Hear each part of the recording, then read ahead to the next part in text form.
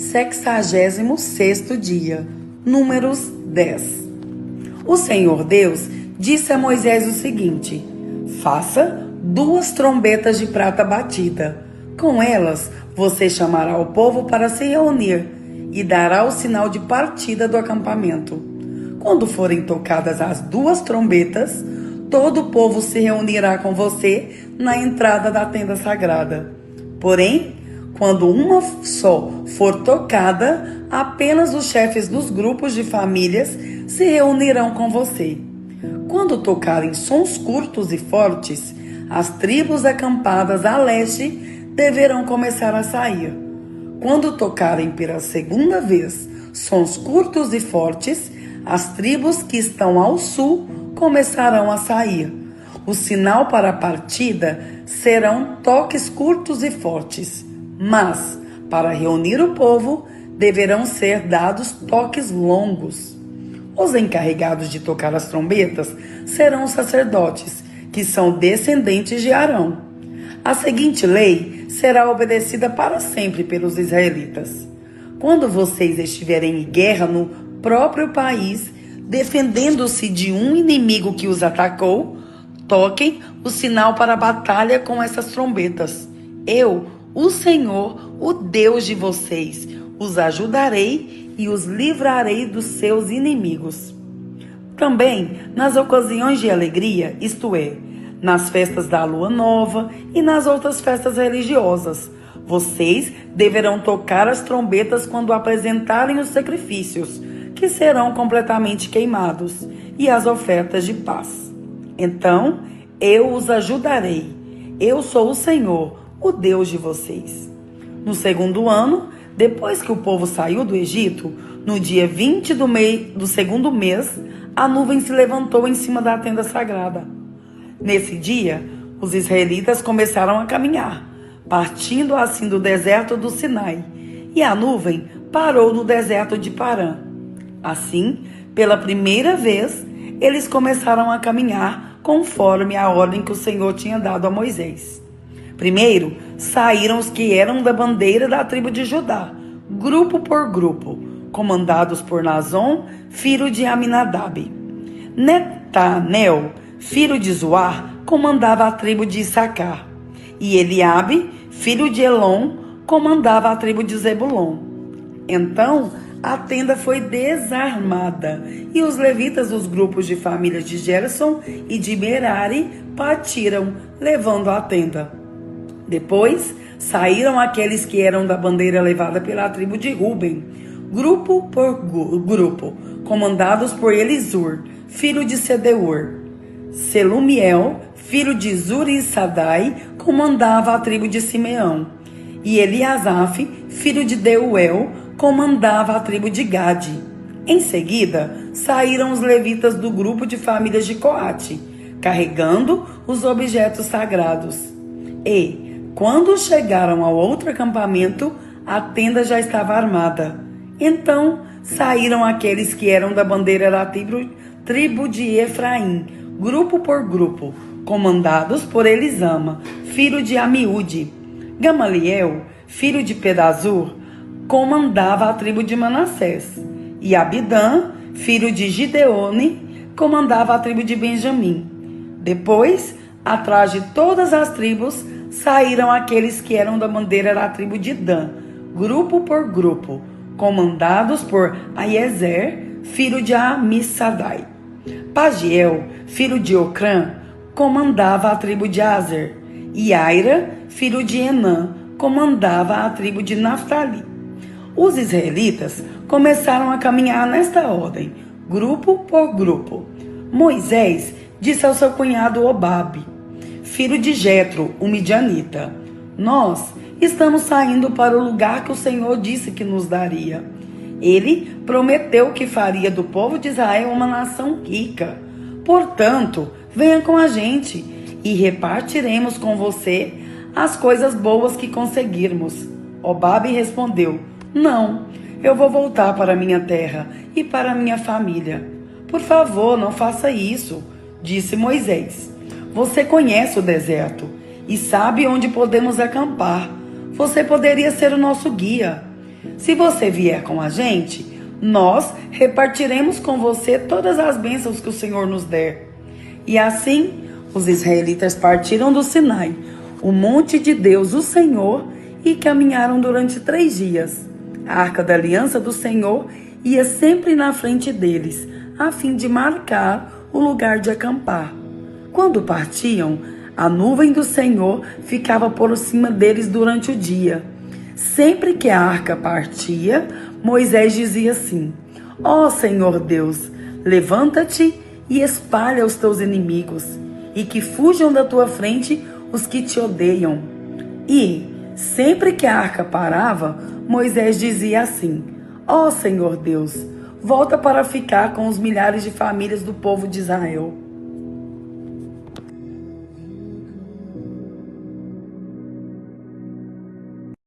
Números 11. Por estarem passando por muitas dificuldades, os israelitas começaram a se queixar a Deus, o Senhor.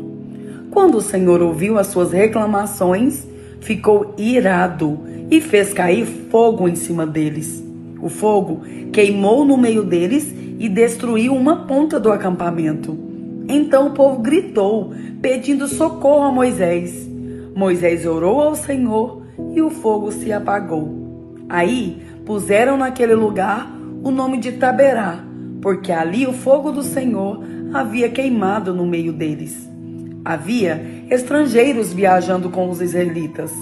Eles estavam com muita vontade de comer carne, e até mesmo os israelitas começaram a reclamar, dizendo: Ah, se tivéssemos um pouco de carne para comer. No Egito, comíamos quanto peixe queríamos e era de graça. E que saudade dos pepinos, dos melões, das verduras, das cebolas e dos alhos. Mas agora acabaram-se as nossas forças. Não há mais nada para comer e a única coisa que vemos é esse maná. O maná era parecido com pequenas sementes brancas, meio amareladas. Ele caía durante a noite com orvalho. No dia seguinte de manhã, o povo ia apanhá-lo em volta do acampamento. Eles o moíam em moinhos ou o socavam em pilões. Cozinhavam numa panela e faziam pães achatados que tinham gosto de pão assado com azeite. Então Moisés ouviu o choro do povo. Cada família chorava na entrada da sua barraca. O Senhor ficou muito irado e Moisés também ficou aborrecido e disse a Deus, o Senhor: Por que me tens tratado tão mal? Por que estás aborrecido comigo? Por que me deste um trabalho tão pesado de dirigir todo este povo? Eu não fiz esse povo, nem dei à luz a esta gente. Por que me pedes para que faça como uma babá e os carregue no colo como criancinhas para a terra que juraste dar aos teus antepassados? Onde poderia eu conseguir carne para dar a este povo todo? Eles vêm chorar perto de mim e dizer que querem comer carne. Eu sozinho não posso cuidar de todo esse povo. Isso é demais para mim. Se vais me tratar desse jeito, tem pena de mim, me mate-me. Se gostas de mim, não deixes que eu continue sofrendo desse jeito. O Senhor Deus respondeu a Moisés: Reúna para mim 70 homens, que você sabe que são líderes, entre os mais respeitados do povo de Israel. Leve-os até a tenda sagrada e fique ali com eles. Então eu descerei e falarei com você ali. Tirarei uma parte do espírito que lhe dei e darei a eles, para que o ajudem no pesado trabalho de cuidar do povo. Assim, você não precisará fazer isso sozinho. Agora, diga ao povo o seguinte: purifiquem-se para amanhã. Purifiquem-se para amanhã. Vocês vão comer carne. O Senhor ouviu vocês chorando e dizendo que queriam carne e que passavam bem no Egito. Por isso, o Senhor lhes dará carne e vocês a comerão. E não comerão só um dia, nem 2, nem 5, nem 10, nem 20, mas durante o mês inteiro, até que saia pelos seus narizes e vocês ficarem com nojo. Pois vocês rejeitaram o Senhor, que está no meio de vocês e se queixaram, dizendo que nunca deveriam ter saído do Egito? Moisés disse: estou levando 600.000 homens, e tu dizes que vais dar a essa gente carne para comer o mês inteiro? Onde haveria tantas ovelhas e vacas para matar, a fim de que todos ficassem satisfeitos? Será que todos os peixes do mar juntos poderiam alimentar essa gente? Porém, o Senhor Deus respondeu a Moisés: será que eu tenho tão pouco poder? Agora mesmo você verá se o que eu disse vai acontecer ou não. Então Moisés saiu e contou ao povo o que o Senhor tinha dito. Ele reuniu 70 líderes do povo e os pôs ao redor da tenda. Aí o Senhor desceu na nuvem e falou com ele. Deus tirou uma parte do Espírito que tinha dado a Moisés e deu aos 70 líderes. Quando o Espírito veio sobre eles, eles começaram a falar alto como profetas. Porém, isso durou pouco tempo. 2 dos 70 líderes ficaram no acampamento e não foram até a tenda sagrada. Um se chamava Eldade e o outro Medade. O Espírito veio sobre eles e eles também começaram a falar alto como os profetas. Então, um rapaz foi correndo contar que Eldade e Medade estavam profetizando no acampamento. Aí, Josué, filho de Num, que desde a sua mocidade era auxiliar de Moisés, foi logo dizendo: Moisés, meu chefe, não deixe que eles façam isso. Moisés respondeu: por que você está preocupado com os meus direitos quando eu é que deveria estar? Eu gostaria que o Senhor desse o seu Espírito a todo o seu povo e fizesse com que todos fossem profetas. Depois, Moisés e os 70 líderes do povo de Israel voltaram para o acampamento. De repente, o Senhor mandou um vento que trouxe do mar bandos de codornas. Elas caíram no acampamento e em volta e em todas as direções, a uma distância de uns 30 quilômetros. E cobriram o chão em montes de quase 1 metro de altura. Assim, todo aquele dia, toda aquela noite e todo o dia seguinte, o povo trabalhou catando codornas. Ninguém juntou menos de 1.000 quilos e espalharam as codornas ao redor do acampamento para secar. Quando ainda havia muita carne para comer, o Senhor ficou irado com o povo e os castigou com uma terrível epidemia que matou muita gente. Por isso, puseram naquele lugar o nome de Quibrote Atavá, que quer dizer as sepulturas do desejo, pois ali foram sepultadas as pessoas que estavam loucas de vontade de comer carne. Depois, os israelitas foram até Azerote e acamparam ali.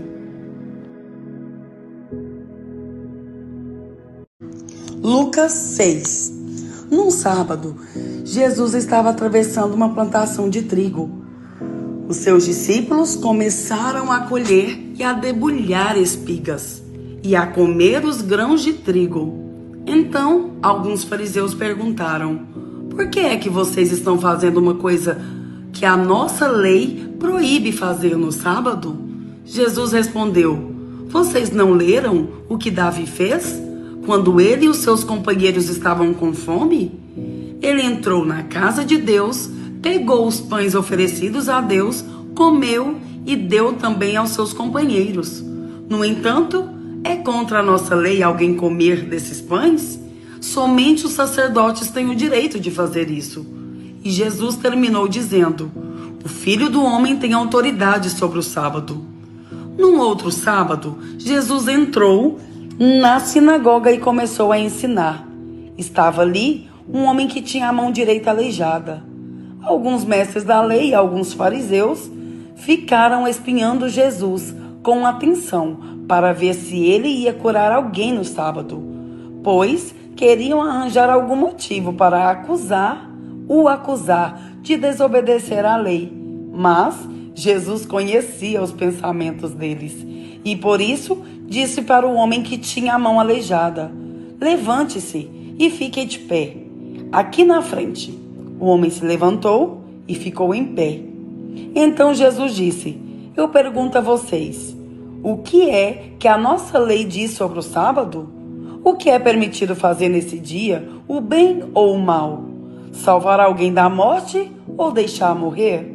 Jesus olhou para todos os que estavam em volta dele e disse para o homem: estenda a mão. O homem estendeu a mão e ela sarou.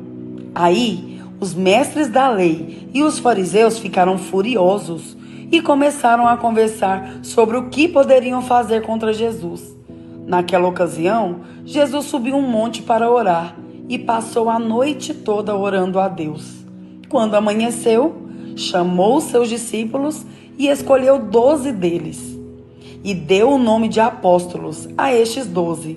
Simão, em que pôs o nome de Pedro, e o seu irmão André, Tiago e João, Filipe e Bartolomeu, Mateus e Tomé, Tiago, filho de Alfeu, Simão, o nacionalista, Judas, filho de Tiago, e Judas Iscariotes, que foi o traidor. Jesus desceu do monte com eles e parou com muitos dos seus seguidores num lugar plano. Uma grande multidão estava ali. Era gente de toda a Galileia, de Jerusalém e das cidades de Tiro e Sidom, que ficam na beira do mar. Eles tinham vindo para ouvir Jesus e para serem curados das suas doenças. Os que estavam atormentados por espíritos maus também vieram e foram curados. Todos queriam tocar em Jesus, porque dele saía um poder que curava todas as pessoas. Jesus olhou para os seus discípulos e disse: felizes são vocês, os pobres, pois o reino de Deus é de vocês. Felizes são vocês que agora têm fome, pois vão ter fartura. Felizes são vocês que agora choram, pois vão rir. Felizes são vocês quando os odiarem, rejeitarem, insultarem e disserem que vocês são maus por serem seguidores do Filho do Homem. Fiquem felizes e muito alegres quando isso acontecer, pois uma grande recompensa está guardada no céu para vocês. Pois os antepassados dessas pessoas fizeram essas mesmas coisas com os profetas. Mas ai de vocês que agora são ricos, pois já tiveram a sua vida boa. Ai de vocês que agora têm tudo, pois vão passar fome. Ai de vocês que agora estão rindo, pois vão chorar e se lamentar. Ai de vocês quando todos os elogiarem, pois os antepassados dessas pessoas também elogiaram os falsos profetas. Mas eu digo a vocês que estão me ouvindo: amem os seus inimigos e façam o bem para os que odeiam vocês. Desejem o bem para aqueles que os amaldiçoarem e orem em favor daqueles que maltratam vocês. Se alguém lhe der um tapa na cara, vire o outro lado para ele bater também. Se alguém tomar a sua capa, deixe que leve a sua túnica também. Dê sempre a qualquer um que lhe pedir alguma coisa e, quando alguém tirar o que é seu, não peça de volta. Façam aos outros a mesma coisa que querem que eles façam a vocês. Se vocês amam somente aqueles que os amam, o que é que estão fazendo demais? Até as pessoas de má fama amam as pessoas que as amam.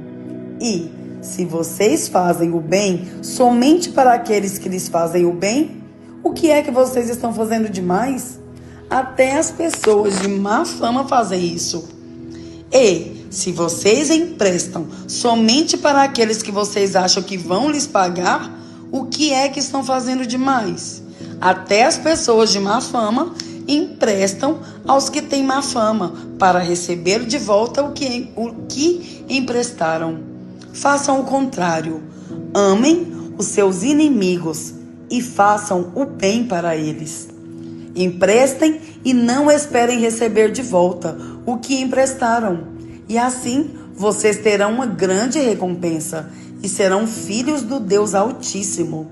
Façam isso, porque Ele é bom também para os ingratos e maus.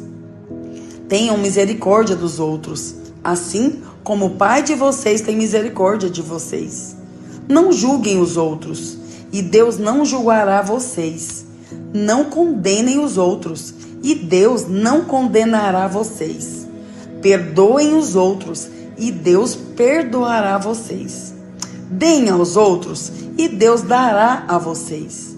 Ele será generoso, e as bênçãos que Ele lhes dará serão tantas que vocês não poderão segurá-las nas suas mãos. A mesma medida que vocês usarem para medir os outros, Deus usará para medir vocês. E Jesus fez essas comparações. Um cego não pode guiar outro cego. Se fizer isso, os dois cairão no buraco. Nenhum aluno é mais importante do que o seu professor. Porém, quando tiver terminado os estudos, o aluno ficará igual ao seu professor. Por que é que você vê o cisco que está no olho do seu irmão e não repara na trave de madeira que está no seu próprio olho? Como é que você pode dizer ao seu irmão: me deixe tirar esse cisco do seu olho, se você não repara na trave que está no seu próprio olho? Hipócrita! Tire primeiro a trave que está no seu olho, e então poderá ver bem para tirar o cisco que está no olho do seu irmão. A árvore boa não dá frutas ruins, assim como a árvore que não presta não dá frutas boas, pois cada árvore é conhecida pelas frutas que ela produz. Não é possível colher figos de espinheiros, nem colher uvas de pés de urtiga. A pessoa boa tira o bem do depósito de coisas boas que tem no seu coração, e a pessoa má tira o mal do seu depósito de coisas más, pois a boca fala do que o coração está cheio. Por que vocês me chamam Senhor, Senhor, e não fazem o que eu digo? Eu vou mostrar a vocês com que se parece a pessoa que vem, ouve a minha mensagem e é obediente a ela. Essa pessoa é como um homem que, quando construiu uma casa, cavou bem fundo e pôs o alicerce na rocha. O rio ficou cheio e as suas águas bateram contra aquela casa, porém ela não se abalou, porque havia sido bem construída. Mas quem ouve a minha mensagem e não